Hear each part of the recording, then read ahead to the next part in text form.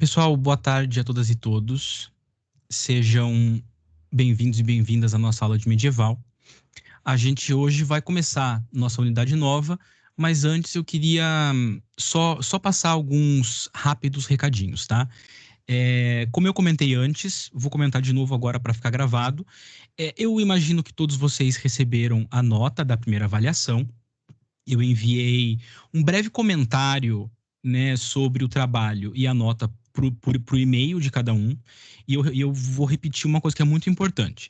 Se alguém, por um acaso, não recebeu a nota, fala comigo depois. E se alguém ainda encontrou alguma dificuldade, seja qual for, e não conseguiu enviar o trabalho, se preferir, pode conversar comigo depois também, porque é importante que vocês não fiquem sem a primeira nota, certo? E um breve recadinho sobre o segundo trabalho. Eu vi pelo formulário que aparentemente está todo mundo mais ou menos ciente do que deve ser feito. Vi que muitos ainda estão pensando o que vão fazer, ainda tem algum tempo, a gente está passamos um pouco da metade do curso, né? Mas eu queria tirar algumas rápidas dúvidas que surgiram, né? E eu estava conversando um pouco mais cedo sobre isso também. Para quem decidir fazer, bom, primeiro, não esqueçam que pode ser feito em grupo, tá? Então, não há limite mínimo ou máximo por pessoas no grupo, vocês ficam à vontade. Para quem decidir fazer um texto escrito, como se fosse um artigo, não precisa seguir modelo de nada, né? Vai ser um trabalho normal escrito, desenvolvendo um tema da escolha de vocês. Como se fosse um pequeno artigo. Eu não vou estabelecer um tamanho mínimo ou máximo, eu não me lembro se eu já tinha estabelecido isso, mas pensem como se fosse um artigo. E de repente, se ficar legal, podem até tentar publicar depois em alguma revista decente. A gente tem a Cadernos de Clio aqui na própria UFPR, que é uma boa opção, tá? Para quem resolver fazer material do tipo vídeo ou podcast, é, eu vi que surgiu um pouco a dúvida também da duração do vídeo ou do podcast, tá? Fica ao critério de vocês, obedecendo à proposta, né? Então, como eu comentei um pouco antes, já que se trata, a ideia seria esse ser um material didático, um material que possa ser usado depois. Eu não acho que mais do que 8 minutos para um vídeo, por exemplo, seja necessário. Alguma coisa entre 5 e 8 minutos, por exemplo, tá bom. Podcast pode ser um pouquinho mais, porque é só voz, enfim. Mas caso vão fazer um vídeo, ele não precisa ser longo, porque é para ser usado, consultado por pessoas que não são da área, por exemplo, né? Então, acho que 5 a 8 minutos, na minha opinião, seria o ideal para um material desse tipo. Se alguém quiser fazer um jogo, eu também já respondi essa dúvida, mas eu acho bom colocar para todo mundo e deixar gravado. Esse jogo pode ser apresentado de diversas formas. Vocês podem, por exemplo, apresentar um livro de regras e um roteiro e uma explicação do que é o jogo e quais são os pontos didáticos desse jogo. Vocês podem preparar um material visual em PDF, por exemplo, né? Eu até usei como exemplo um trabalho que eu recebi quando eu dava aula lá em Florianópolis, uma espécie de super trunfo de deuses egípcios. Né? Então, as alunas fizeram cartinhas no Canva, enfim, em algum programa de edição, pegando imagens da internet, pondo uma descrição em cada carta e montaram junto um livrinho de regras, tá? Então, a apresentação desse jogo também fica a critério do tempo, do interesse e da habilidade de cada um, né? Porque nem sempre é fácil fazer esse tipo de material. O importante é só que tenha a concepção desse jogo num material escrito e que ele explique qual é a função, né? Qual é o valor pedagógico que ele pode ter, certo? Então pensem nisso. Se forem surgindo dúvidas ao longo das próximas semanas, vocês falam comigo que a gente vai sanando esses problemas, certo? Se alguém tiver alguma dúvida mais urgente agora e quiser colocar, também não tem problema, tá? E não esqueçam, quem tá sem nota pode ficar à vontade para falar comigo depois com relação à primeira avaliação, certo? Bom, mas então vamos para o tema da aula de hoje, se ninguém tiver alguma dúvida mais urgente. Como eu havia falado na semana passada, na nossa última aula de califado, hoje a gente começa a nossa penúltima unidade dessa disciplina, a unidade 4, né? Enfim, é a 3, mas é a 4, que a primeira foram só 2 aulas. E a gente vai falar dos persianatos, tá? Eu já apontei em vários momentos direções para a gente pensar essa questão dos persianatos. Nas próximas aulas, a gente vai definir melhor o que são persianatos, qual a relação que eles estabelecem com o Islã e da onde eles vêm, tá? Então, essa unidade vai servir para a gente solidificar um pouco mais um ponto muito fundamental das discussões que a gente fez sobre califado. Aquela de uma separação étnica, linguística, cultural entre o processo de arabização e de islamização não árabe.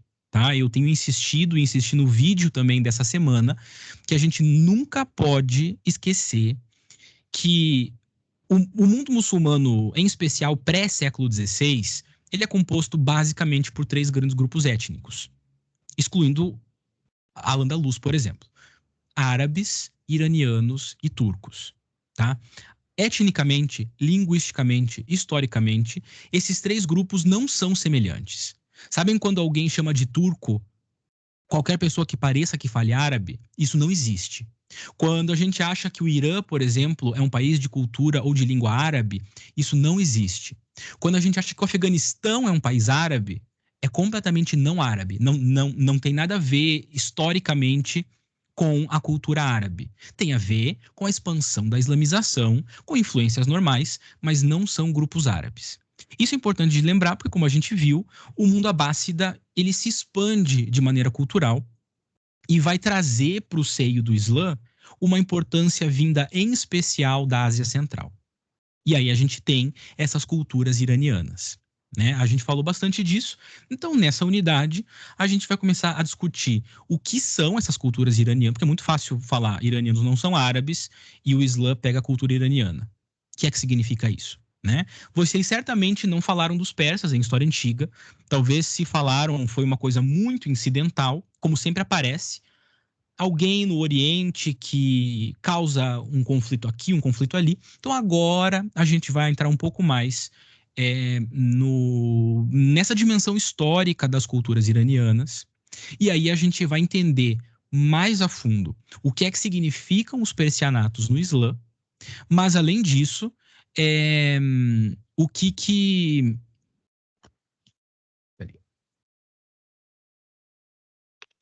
quais são os papéis políticos reais, históricos, da Ásia Central no desenvolvimento do Islã. E por isso a gente vai ter também uma aula um pouco, ou é um vídeo ou uma aula, eu não me lembro bem, um pouco mais dedicado para a Rota da Seda, tá? O ideal seria se a gente entrasse também nos mongóis, mas a gente não tem muito espaço para isso. E quem sabe, numa próxima optativa de história da Ásia, a gente consiga falar mais sobre os mongóis. Tá? Então esse é o nosso ponto. Eu queria frisar uma coisa: a importância da gente conversar sobre isso, tá? Como eu já havia falado antes, a palavra persianato é um conceito historiográfico bastante comum entre quem estuda a Ásia Central. E vejam só, se vocês colocarem persianato no Google, vocês provavelmente não vão encontrar nenhuma referência em português. Eu tenho alguma segurança em dizer que a historiografia feita no Brasil nunca usou o termo persianato, por mais que esse seja um campo historiográfico bastante importante. Pensem no Taj Mahal, por exemplo. Né? Boa parte da história medieval e moderna da Índia é a história de um persianato. E a gente não aborda esse tema. Isso traz complicações tanto para quem pensa a história mais antiga, quanto para quem pensa a história mais moderna. Por exemplo, quem se interessa no embate entre muçulmanos e hindus na Índia pode aproveitar bastante discussão sobre os persianatos. Tá?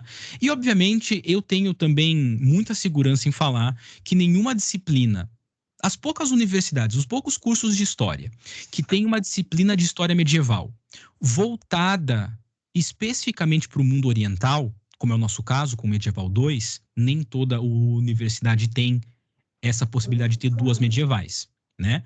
Então, peraí. Então, eu tenho bastante segurança em afirmar que.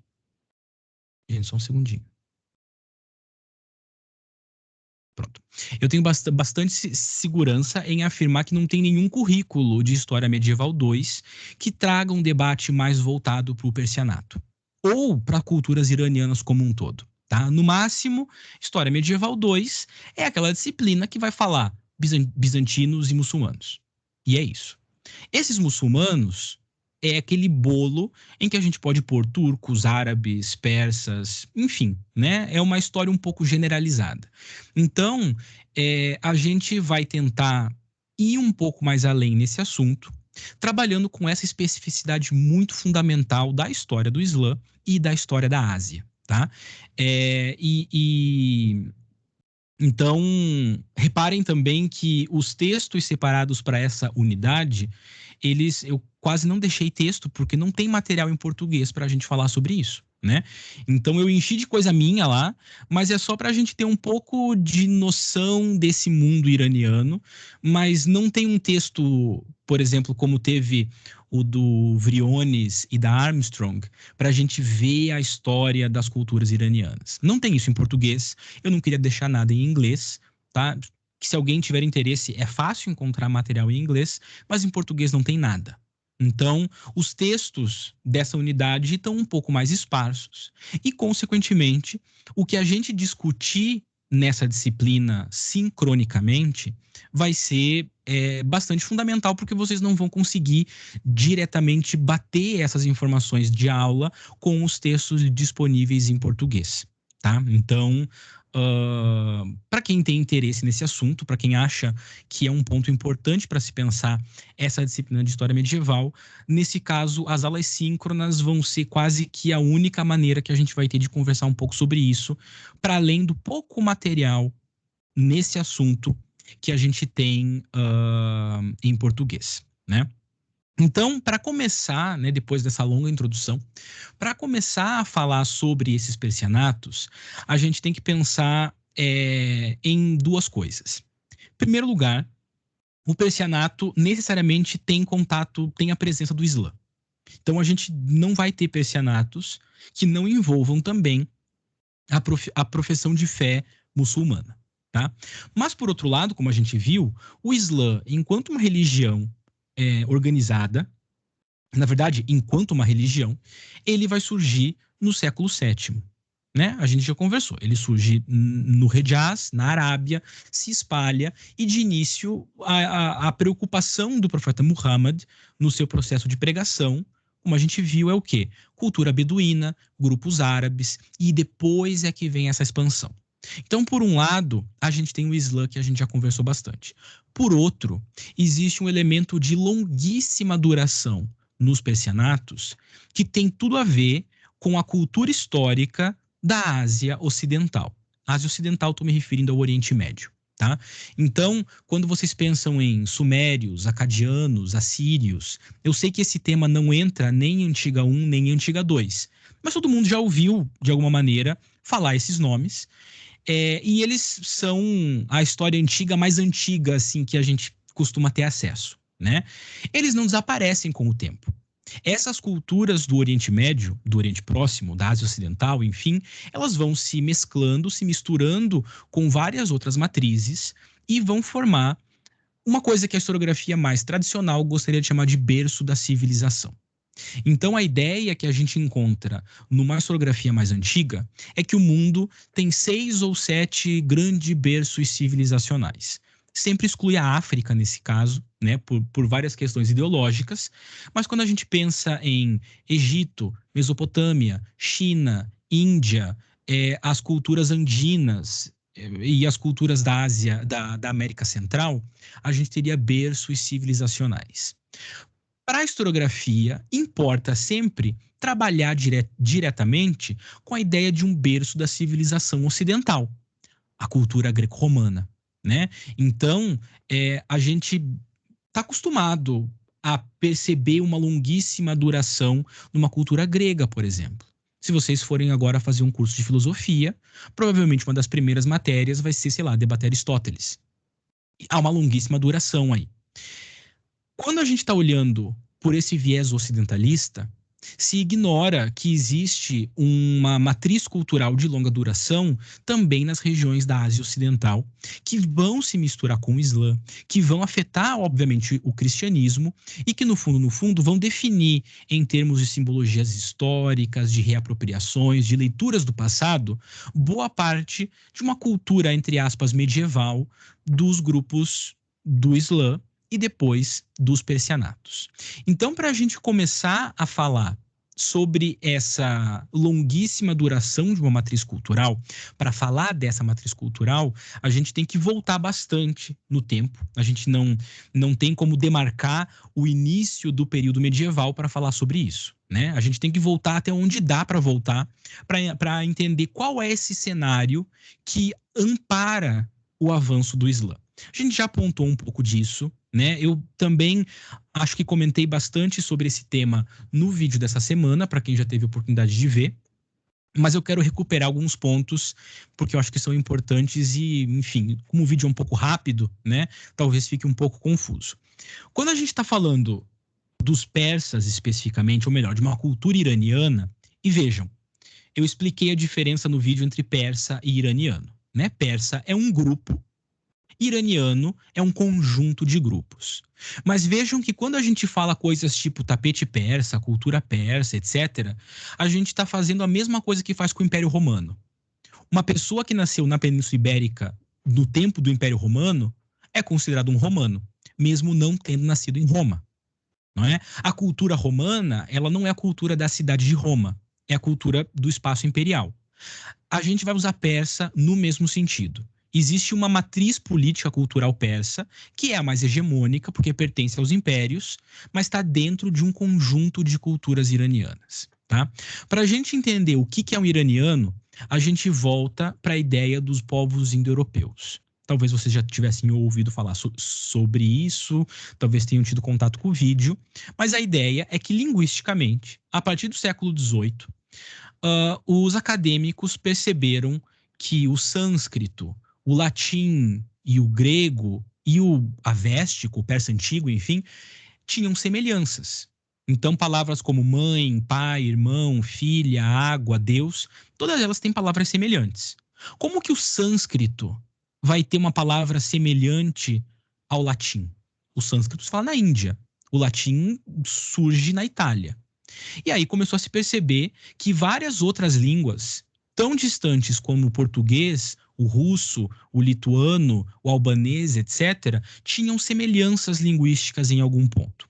E aí se propôs que há 4, 5, 6, 7, 8 mil anos atrás, havia um grupo, que a gente não sabe qual é, não se dá um nome, indo-europeu no máximo, mas havia um grupo, um conjunto de pessoas que falavam uma língua hipotética chamada proto-indo-europeu, aqui nessa região ao norte do Mar Negro. Com o tempo, esses proto-indo-europeus, esses falantes do proto-indo-europeu, vão se espalhando, né?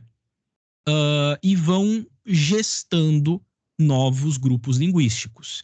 Então, um grupo falante do proto-indo-europeu se divide em um grupo que vai falar uma língua conhecida como proto-germânico.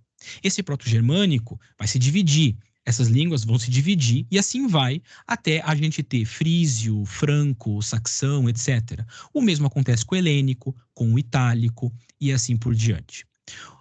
Um ramo dessas línguas proto-indo-europeias, o ramo mais antigo, segue para o Oriente, e o ramo mais novo, que envolve o céltico, o germânico, o itálico, segue para o Ocidente. Desse ramo que segue para o Oriente, a gente tem registros antigos muito escritos. O micênico, que é um proto-grego, o hitita, né? Para quem já jogou Age of Empires, sei lá, conhece os hititas. O hitita é uma língua indo-europeia. O védico, que é uma língua que se fala na Índia, e assim por diante, né? Um grupo muito amplo que falava uma língua proto-indo-europeia e que vai se dividindo é aquilo que a gente chama de grupos arianos. E eu já vou explicar os problemas raciais do termo ariano e por que os alemães, no tempo nazista, começam a falar dos arianos, né? Havia, então, um grupo chamado ariano. Por que ariano? Porque todas as línguas indo-iranianas, que é o nome moderno para arianos, tem uma autodesignação para si mesmo, que é Árias. Árias significa nobre. A palavra Irã, por exemplo, o nome do país, vem do termo ariano, né? Um dos nomes para o norte da Índia, para quem se interessa por isso, é Aryavarta. Aryavarta é a casa dos arianos, e assim por diante. Então, povos arianos são esses que falam uma língua que designa a si mesmo, né? Os grupos designam a si mesmos como árias, tá? Esses arianos ou indo-iranianos vão se dividir de novo.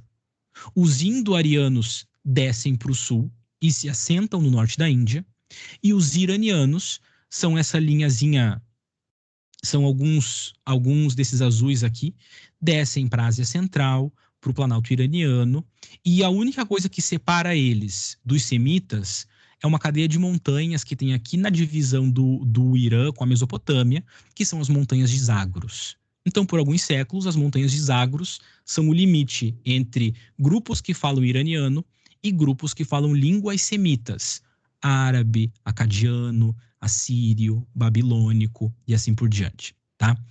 Com o tempo, os acadêmicos começam a estabelecer uma ideia de que esses grupos arianos foram a primeira grande divisão das línguas indo-europeias. Eles eram maiores que os semitas, eles eram uma cultura guerreira, desenvolveram a biga, passaram a usar cavalo, tinham alguns símbolos. A suástica, por exemplo, é um símbolo indo-ariano, porque a gente encontra isso nos textos védicos da Índia, etc. E teriam conquistado quase toda a Ásia, né? Em especial a Índia e o Irã. E aí, alguns achados arqueológicos, etc., estudos etnográficos com grupos iranianos, mostra que, ao contrário do que a gente imaginaria hoje, né, grupos que se assentam no Afeganistão e no Irã, eles eram pessoas ruivas, pessoas com a pele provavelmente mais clara do que os grupos semitas. Isso tudo no século XIX começa a gerar a ideia, qual? A ideia de que os arianos eram a casta guerreira dos povos indo-europeus. Uma raça pura que se perdeu quando começou a se misturar com os semitas. E aí o que sobrou dessa raça pura são os grupos germânicos. Os celtas e os germânicos são a última divisão dos indo-europeus.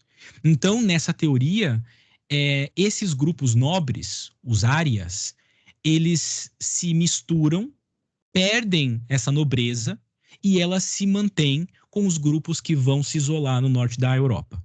Por isso que quando a gente chega no começo do século XX, o ariano é entendido como um alemão, uma raça pura, loira, etc. Né? Originalmente, linguisticamente, ariano é um iraniano ou um hindu.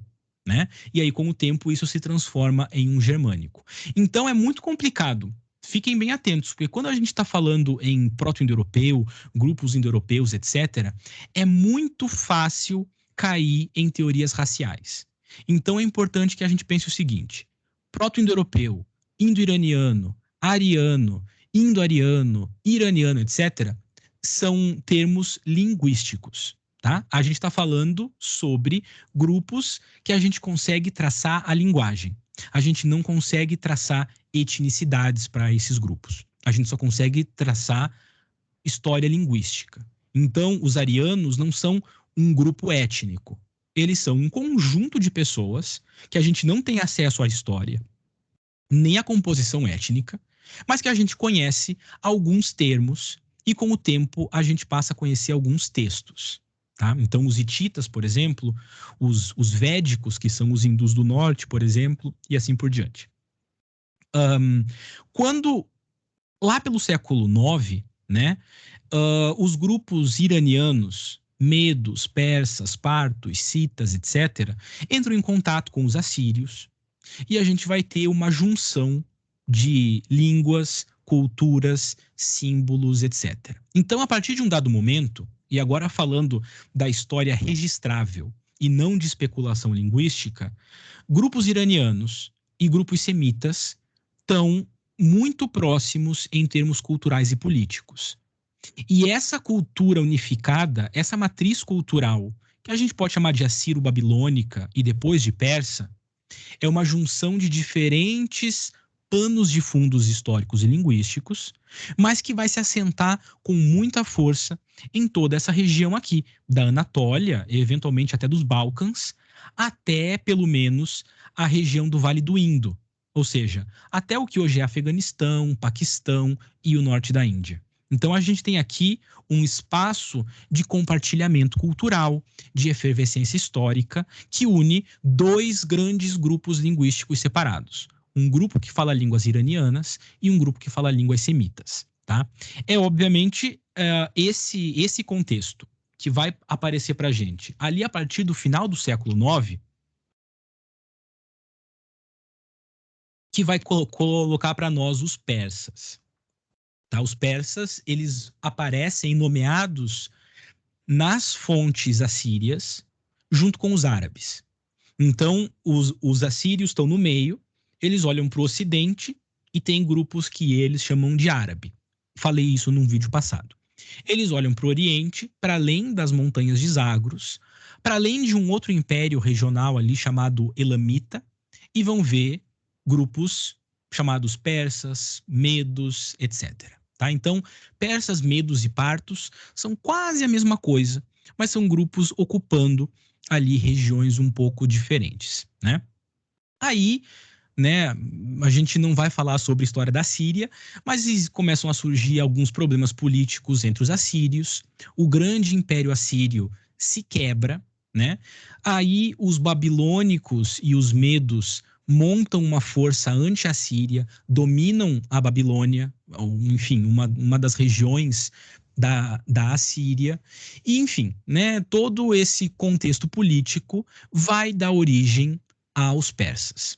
Né? Um personagem que a gente não sabe se era persa, chamado Ciro II, ele vai dominar politicamente essa região, vai se expandir de maneira assombrosa. O Império Persa é consideravelmente maior do que o Império Assírio foi, até a expansão do Império Romano, né? O Império Persa era o maior império que o mundo já tinha visto. Né? Eu comento isso no vídeo.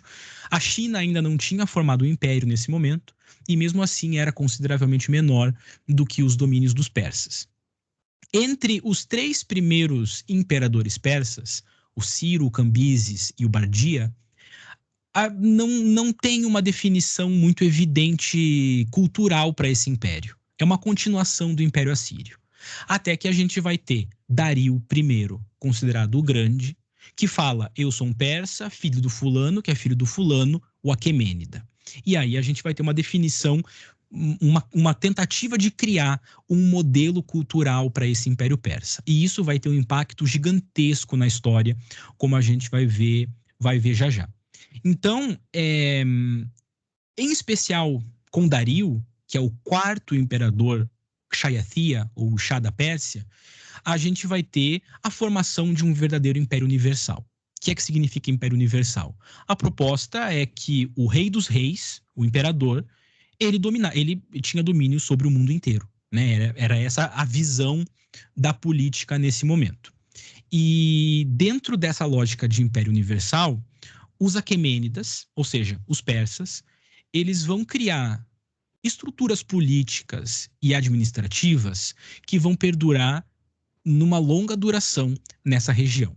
Então, por exemplo, eles vão criar satrapias, que são províncias que unificam os territórios semitas e iranianos e permitem que haja uma semi-centralização dentro desse império. Né? Vão ser criados novos modelos governativos, então essa divisão provincial, uma divisão de poder entre o rei dos reis e os sátrapas, que são reis locais, por isso rei dos reis, né? Porque ele governa sobre todos. Os persas vão criar uma estrada real que liga o extremo oriente com o extremo ocidente desse império. O Dario vai criar um sistema postal que permite a comunicação em questão de dias dentro desse império. É uma coisa que os mongóis vão usar depois. Se estabelece uma espécie de liberdade religiosa. Contudo, é, também se cria uma cultura religiosa de Estado, digamos assim, que é hegemônica sobre as outras. Então não há imposição religiosa, grupos semitas continuam cultuando as suas religiões, tá? Mas o Império Persa, ele passa a ter uma religião específica. Isso é uma alteração bastante importante, porque até então os assírios tinham os seus deuses, mas eles concebiam que todas as religiões praticadas no Império Assírio eram religiões válidas. Os persas permitem que essas religiões existam, mas mais ou menos como fazem os grupos judeus, eles entendem que existe uma divindade criadora que não inclui os outros deuses cultuados. Então as pessoas podem cultuar suas religiões, mas é como se na visão persa essas religiões estivessem erradas. Existe uma religião que é verdadeira, que se torna uma espécie de cultura político-religiosa, que é mais ou menos aquilo que a gente vai chamar de zoroastrismo, mas que eu vou falar um pouquinho mais à frente. Então, pronto, né? Se formou o Império Persa. Esse Império Persa, ele estrutura pilares culturais, políticos e administrativos que vão marcar dali em diante a história de toda essa região do Oriente Próximo, tá? Eu trouxe aqui só um exemplo da linguagem política dos persas. Isso daqui é o cilindro de Ciro, é o cilindro que Ciro manda fazer na língua acadiana quando ele entra na Babilônia, e num dado momento ele se define da seguinte forma: eu sou Ciro, rei do mundo, grande rei, poderoso rei, rei da Babilônia, rei da Suméria e da Acádia, rei dos quatro cantos. Então, tá aqui, pronto, a ideia de que ele é o rei do mundo. Ele é o rei universal, ele é o imperador, e todo mundo deve obediência a ele. Os iranianos, hoje, as pessoas do Irã, costumam falar que esse cilindro aqui é a primeira declaração universal de direitos humanos. É um pouco exagerado, mas isso por quê? Porque os assírios eram extremamente violentos, tá? Os assírios, se a gente olhar as crônicas assírias, tem um dado momento que o rei fala assim: eu invadi tal cidade, violei as mulheres, queimei as crianças e esquartejei os guerreiros, por exemplo. E isso é uma propaganda política. O Ciro vem e fala: eu libertei a Babilônia, eu permiti os cultos, eu cuidei dos pobres, eu dei comida, eu acabei com a violência. Então, é uma política, é uma propaganda política completamente diferente daquela que era corrente e hegemônica no Oriente Próximo, que era da pura violência, pelo menos retórica, né, dos assírios. E aí depois, quando a gente chega no Dario, é quando a gente tem o real início do Império Persa Aquemênida. E isso fica bem estabelecido em uma inscrição chamada Inscrição de Birristum, em que Dario manda escrever o seguinte: eu sou Dario, grande rei. Aí aqui já aparece o título, né? O Kshayatia Kshayati, rei dos reis, rei da Pérsia, rei das nações, o filho de Estaspes, que é Vistaspa, o neto de Arsames, o Arshama, aqui em cima, o Aquemênida. Então, aqui é como se fosse a declaração do império. Ele é o grande rei, ele é o rei dos reis, e além disso, ele é o rei da Pérsia. Então, pronto, tá aqui a definição étnica desse império. Ele também governa todas as outras nações, elas estão representadas aqui como pessoinhas pequenininhas e algemadas com a mão para trás.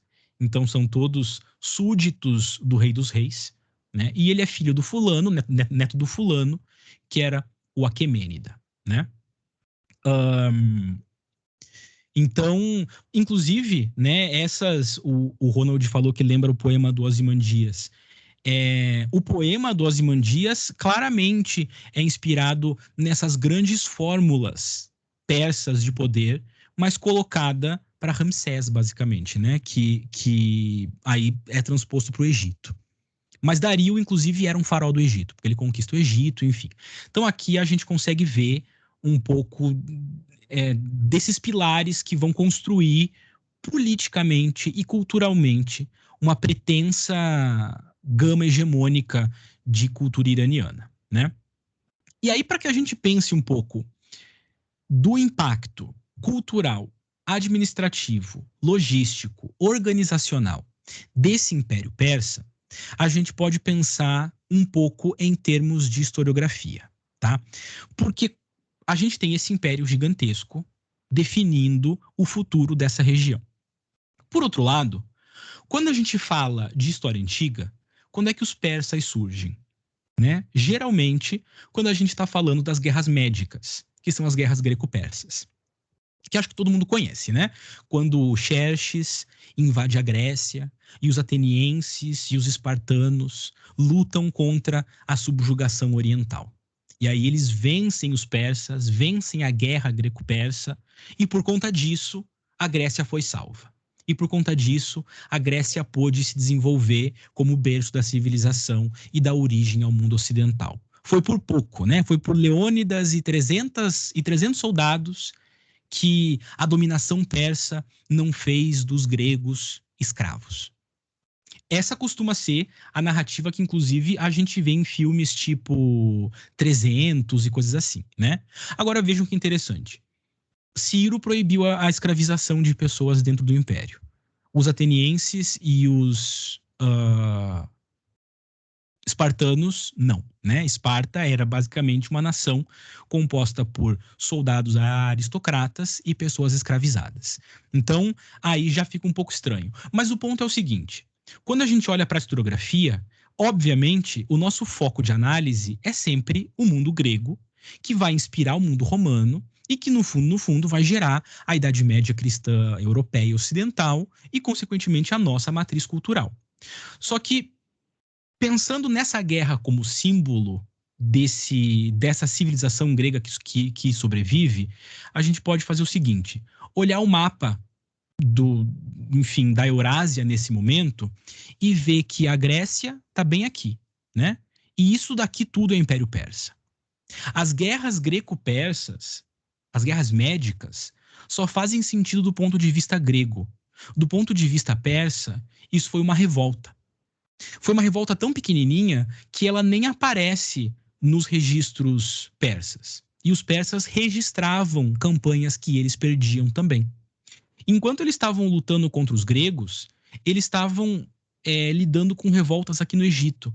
Revoltas muito maiores, revoltas muito mais importantes. Então, para todo esse mundo persa, as guerras greco-persas, as guerras médicas, foram um pequeno ponto que não afetou o Império em nada. Até porque Atenas, Esparta, enfim, essa região da Grécia não fazia parte do Império Persa de qualquer forma. E não havia um grande interesse, tendo toda essa dimensão aqui, em necessariamente conquistar essa pontinha da península grega, né? Por outro lado, o que a gente pode ver com isso é que para os gregos essa narrativa se torna fundamental. É a vitória contra o grande Império Persa. Consequentemente, para nós, essa vitória também se torna fundamental, porque é o momento em que o mundo ocidental quase se torna mundo oriental. Então a gente enfim, não precisaria trazer um exemplo para falar que nossa historiografia tem um viés orientalista. Mas é bom lembrar que sim, tem um grande viés orientalista. E a gente começa a ver isso nas narrativas e nos pontos escolhidos para narrar a história universal, né? Então a gente pega a pequena revolta grega e transforma na vitória da liberdade das guerras médicas, né? Excluindo esse fato, a gente consegue perceber melhor que o grande peso, né, o grande centro cultural desse mundo eurasiático não eram as pequenas cidades-estados gregas. Era, obviamente, essa junção de culturas que estava sob controle do rei dos reis, que envolvia semitas, egípcios, árabes, iranianos e até grupos do norte da Índia, aqui nessa região, além do Cáucaso, etc. Então, a primeira coisa para a gente conseguir ter um pouco uma perspectiva ampla do impacto histórico dessas culturas iranianas ao longo do tempo é lembrar desse viés orientalista. Porque ele traz a nossa análise para um lado e ignora o outro. Então, como o foco sempre acaba sendo o mundo grego e depois o mundo greco-latino, a gente acaba não conseguindo dimensionar a longa duração desse espalhamento cultural semita iraniano que acontece aqui nessa região, né? Centrado especialmente aqui e aqui, né? Eu tinha trazido uma imagem do filme e da reconstrução dos Guerreiros Imortais, mas aparentemente o Canva não quis mostrar, então a gente pula isso daqui, né? Aí, enfim, os persas, eles vão criando uma cultura de corte a partir do Ciro, que foi uma grande inovação na política desse período. Por quê? Porque como é que funcionava a política da Mesopotâmia até então? A gente tinha cidades independentes, Acádia, Ashur, Babilônia, Suméria, etc., que eventualmente se expandiam e exerciam hegemonia sobre as outras. Então, os assírios, por exemplo, tinham a sua cidade em Ashur, que era a cidade ancestral dos assírios, e controlavam o resto. Eram coalizões de cidades independentes ou não, mas eram coalizões de cidades. Os persas, eles criam novos centros políticos que não são cidades, são cortes. E isso permite que se desenvolva uma forma de representação política e aristocrática que não era comum até então. Então, por exemplo, Ciro, ele funda a cidade de Passárgada, conhecida provavelmente na época como Batracatash. A gente não tem quase nada de Passárgada hoje, além do poema, né, do Manuel Bandeira, mas o que a gente tem é esse pequeno sítio que tem os restos do Palácio de Ciro e num outro canto a tumba de Ciro que ficava no meio de Passárgada. Mas daí depois a solidificação dessa cultura de corte aristocrática vem com Dario, que manda construir essa cidade chamada Parsa, que é o que a gente chama hoje de Persépolis, né? Então Parsa era a capital da corte. Não era necessariamente a capital política, não era um grande centro urbano, era um grande palácio aonde se desenvolvia a cultura de corte persa. Isso fica mais evidente quando a gente vê que Persépolis recebe o nome de Parsa, que era o nome da província, que hoje é Fars no Irã, e é a palavra que dá origem ao termo persa. Por isso Persépolis, né? A cidade dos persas, em persa só Parsa. Né? Então aqui alguém fez uma reconstrução um pouco exagerada de como seria, se vocês verem essas escadinhas aqui e essas portas, são isso daqui, né? São essas portas aqui e aqui tem a escadinha. Isso aqui se chama Apadana, é o palácio principal do Rei dos Reis, que Dario manda construir. Então era essa cidade pequena que abrigava aristocratas persas, que abrigava o Rei dos Reis, que não era uma cidade em termos urbanos, mas era uma corte. Então vejam, a gente tem não só domínio político, mescla cultural a partir da expansão desse domínio político, como a gente tem a criação, o surgimento cada vez mais intenso de uma cultura de corte, da onde emana propaganda política, simbologias de legitimação política e cultural, era o centro religioso também, e assim por diante. Então, todos os elementos simbólicos e culturais desse império se concentram agora na corte e em cidades montadas especificamente para a corte, né? Isso causa um efeito muito importante nos 200 anos em que o Império Aquemênida existe, né? A ponto de que ele vai mudar quando a gente tem o surgimento de Alexandre, que, né, ele não, ao contrário talvez também do que a gente costuma pensar, Alexandre não foi um rei de cultura grega que buscou acabar com os persas, né? Ele, na verdade, queria ser o rei dos reis. Ele não queria destruir o Império Persa. Ele queria se transformar no rei dos reis. Né? Então, foi uma espécie de substituição e não de destruição. Não foi um choque entre Ocidente e Oriente propriamente dito. Né? Foi uma busca política por conta da influência que essa cultura de corte, dessa autoridade persa, causava nas suas bordas, né? Então Alexandre queria se tornar o rei dos reis, justamente porque esse modelo governativo que os persas inventam era um modelo hegemônico, né? E aí, o que acontece, então, é que Alexandre consegue derrotar Dario III, o último Shah Aquemênida. Ele se intitula Rei dos Reis, Rei da Ásia, etc. E o Império continua quase com seus mesmos limites, continua com as mesmas aristocracias, mas tem essa substituição no nível mais alto de poder. Essa substituição, ela dá início a uma transformação da matriz cultural perso-semita ou irano-semita, e a gente tem aquilo que se chama do período helenístico, né? Ou que eu brinco, né? Pode ser também período iranístico, em que a gente tem agora a expansão desse núcleo de corte, desse núcleo cultural que estava centrado em Passárgada e Persépolis, se espalhando para além dos domínios aquemênidas, influenciando também os domínios mais para os lados europeus, né? Só que daí Alexandre morre, e o Império Aquemênida, que agora era o Império de Alexandre, ele se fragmenta. Aí tem os diádocos, que são os generais de Alexandre, tem Ptolomeu, tem Seleuco, tem não sei quem, que vão dividir o que havia sido essa grande unidade imperial cultural.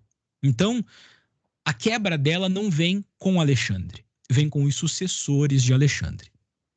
Porque Alexandre estava buscando a sua inserção nessa mesma lógica cultural política das cortes aquemênidas, né?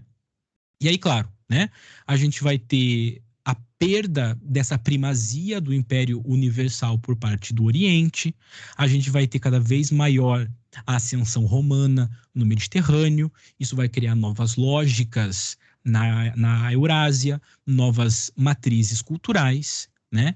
E aí, talvez, a gente comece a ver, com essa ascensão romana, uma espécie de choque cultural, ou pelo menos de choque simbólico, entre as narrativas políticas culturais romanas e as narrativas político-culturais persas. E aí a gente vai ter uma divisão que é aquela que chega para o Império Bizantino, né, que a gente já conversou. A partir desse momento, se cria a balança eurasiática entre os impérios iranianos e o Império Romano, né? Primeiro aqui República ainda, obviamente, mas depois Império Romano e depois Império Sassânida. Isso não é uma divisão propriamente cultural, digamos assim, entre Ocidente e Oriente, mas é uma balança de linguagens políticas, de expressões simbólicas que envolvem também elementos culturais. Ou seja, não é uma questão tão distinta e separada entre Oriente e Ocidente, mas tem a ver com culturas e expressões políticas romanas e persas, né, que estão vindo na esteira de todos esses séculos, desde o século VI, antes da Era Comum, de uma construção de pilares compreensíveis políticos e culturais entre iranianos, semitas e depois gregos. Tá? Então, a gente tem um pouco desse cenário, né? Depois de Alexandre, como eu comento no vídeo, vem os Arsácidas, que são grupos menos centralizados, e aí vem os Sassânidas, que estabelecem o segundo império persa, né? E aí se estabelece de fato a balança entre Roma e Pérsia.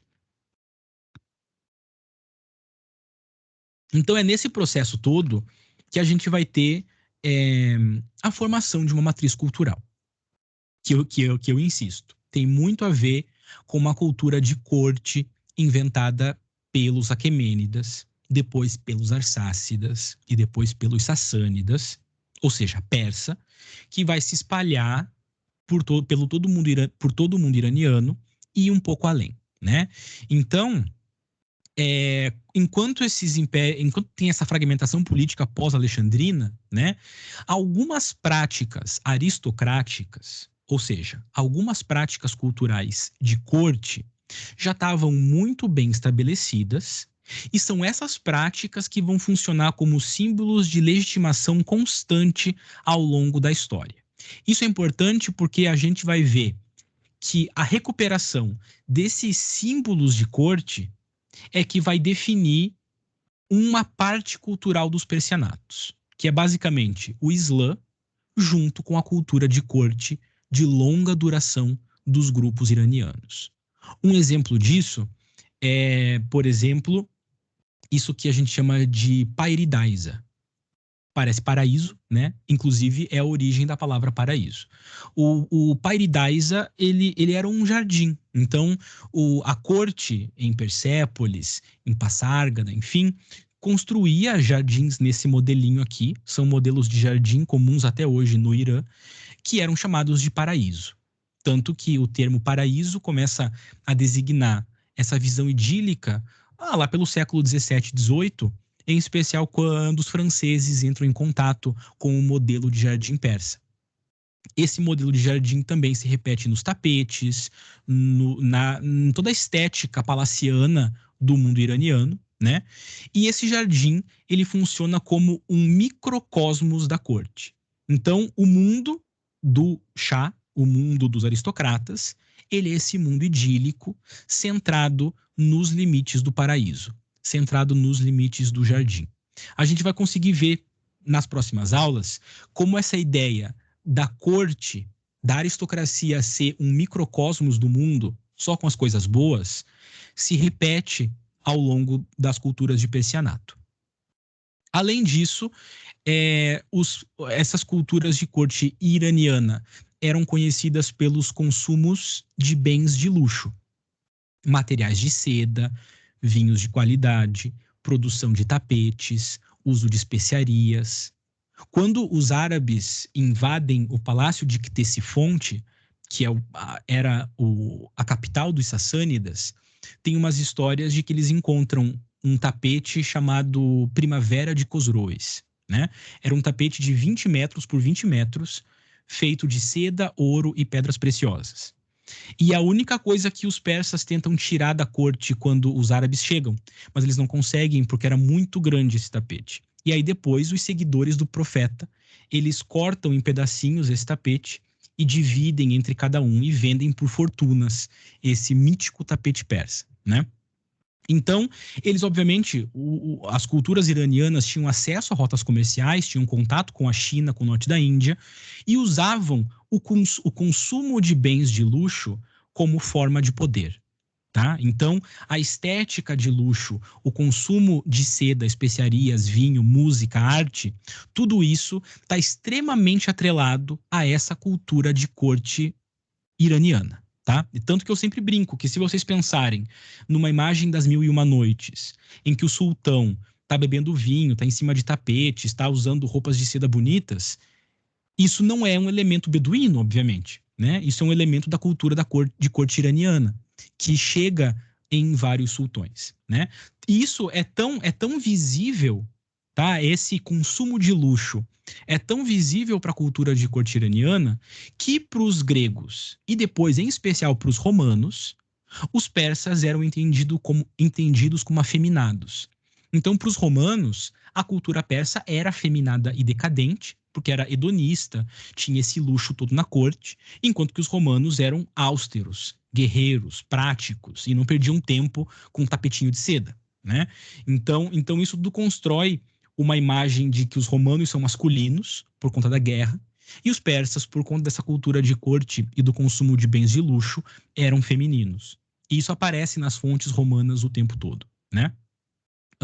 Então, há uma diferença muito evidente entre as aristocracias de corte iraniana e as aristocracias de corte, por exemplo, germânicas e latinas, que não seguem essa matriz cultural e não dão tanta atenção aos bens de luxo. Tá? Com o tempo, e eu falo um pouco disso no texto que eu deixei disponível para essa aula, os imperadores romanos e as aristocracias romanas se aproximam um pouco das aristocracias persas e puxam um pouco dessa cultura de corte de bens de luxo, né? Tanto que se a gente olha uma estátua de Augusto, primeiro imperador romano, ele está usando uma armadura. Quando a gente olha representações de Constantino para frente, Justiniano, por exemplo, o que define é o manto de seda púrpura, né? Então a gente começa a ver como se alterou a exibição do poder por conta desse contato com essa matriz muito importante que era a cultura de corte, tá?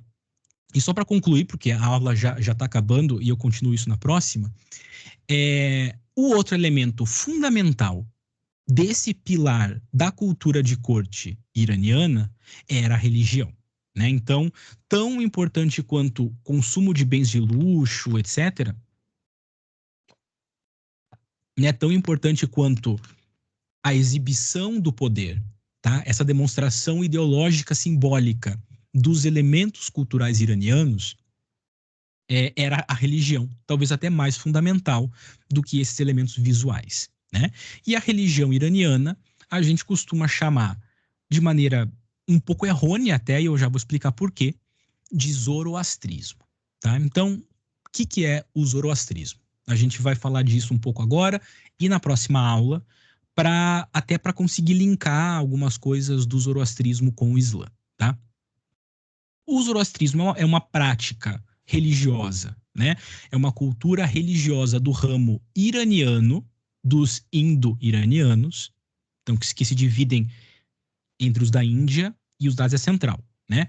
O zoroastrismo é a prática religiosa dos grupos da Ásia Central, enquanto que a prática religiosa dos grupos que vão para a Índia, dos indo-arianos, é o hinduísmo, né? É o que vai se desenvolver depois no hinduísmo.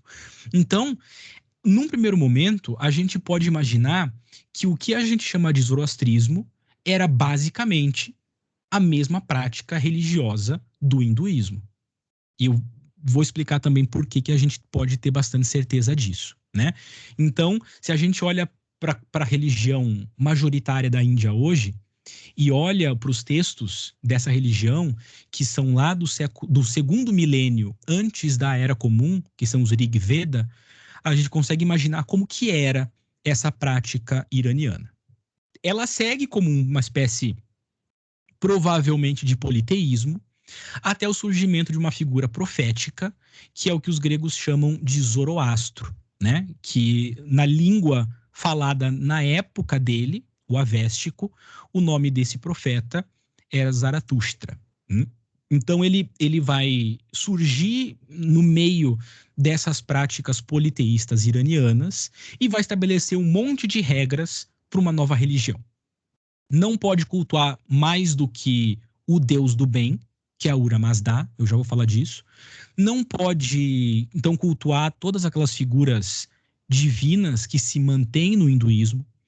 Não pode usar um alucinógeno que era muito comum nesse período, chamado de Halma, que era para ter experiências psicotrópicas. Não pode mais usar.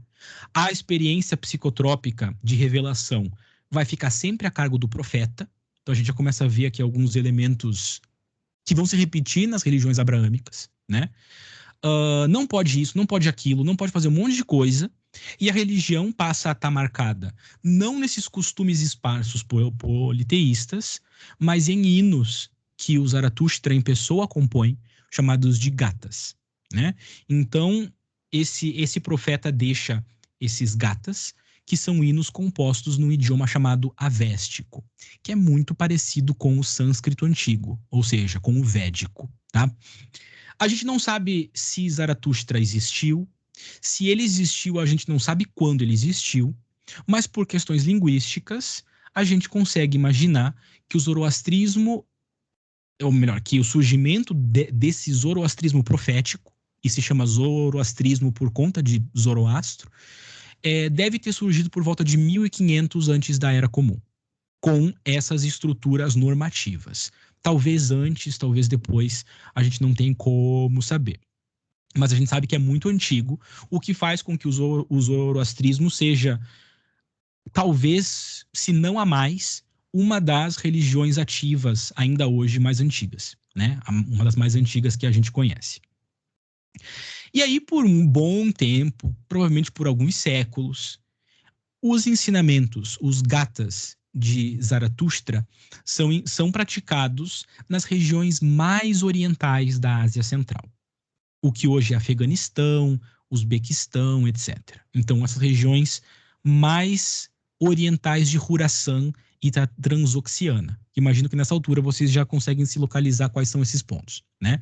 Só que com o tempo, essa religião vai caminhando, vai se misturando com práticas políticas dos iranianos ocidentais, partos, medos, persas, etc. E a gente vai ter uma união entre práticas religiosas variadas sob a figura simbólica de Zaratustra. E aí vai surgir uma casta clerical que até onde a gente sabe não estava presente até então, que são os magos. Tá? Então, os 3 reis magos, por exemplo, são referência a isso, né? Esse mago é o termo em avéstico a esse clérigo, né? Que depois passou a ser chamado de Mobed e até hoje é mais ou menos conhecido como Mobed. Né? Eles já aparecem em Heródoto, etc., e passam a se tornar uma casta que domina os cultos religiosos. E isso vai ter um impacto muito grande entre os persas, que vão, em especial depois de Dario, se apropriar do zoroastrismo como uma espécie de ideologia imperial.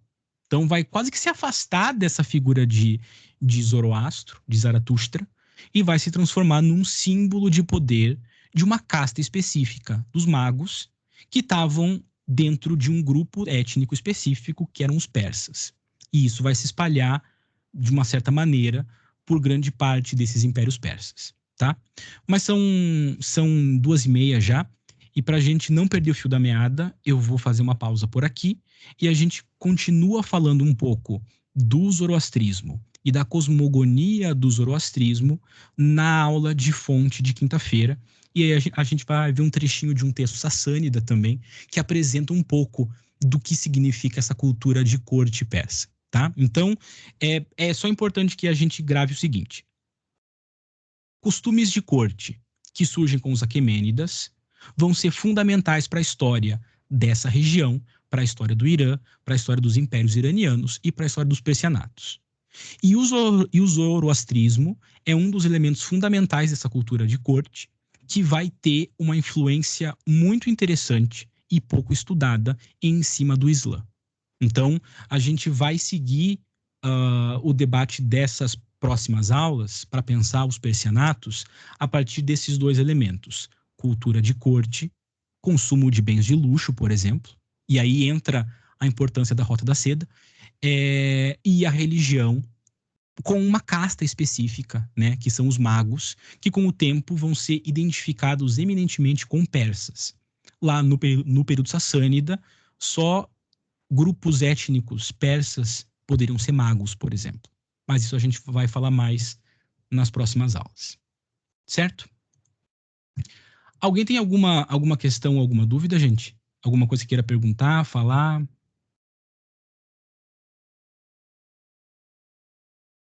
Tudo certo? Compreensível? Então tá bom. Então a gente continua essa apresentação na quinta-feira, junto com a fonte. E se forem surgindo dúvidas com relação ao primeiro trabalho ou ao segundo trabalho, não deixem de me procurar, tá? Em especial quem está sem nota. E não esqueçam de assinar o questionário de presença da semana passada, que inclusive está aqui na descrição dessa aula, tá? Se vocês subirem o chat, vocês vão encontrar. Matheus, eu já falo com você então, tá bom? Pessoal, então, bom descanso e até quinta-feira. Até, professor.